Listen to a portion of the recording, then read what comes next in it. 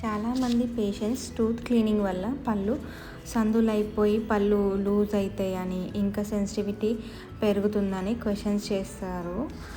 కానీ జనరల్గా క్లీనింగ్ చేయడం వల్ల అలా ఏమి ఉండదు అండి.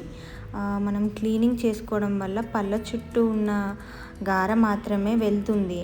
అంతేకాని పళ్ళు లూజ్ అవ్వడము, పళ్ళు వదులుగా అవ్వడం అనేది జరగదు. అండ్ ఇంకా క్లీనింగ్ చేసుకోవడం వల్ల చిగుళ్ళ చుట్టూ ఉన్న బ్యాక్టీరియా అంతా క్లీన్ అయిపోయి ఇంకా చిగుళ్ళు అనేటివి గట్టిగా తయారవుతాయి.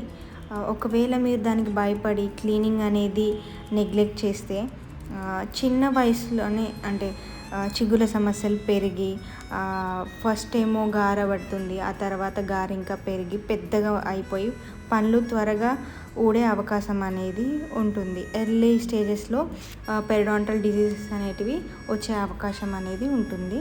సో క్లీనింగ్ అనేది మంచిదే అండి.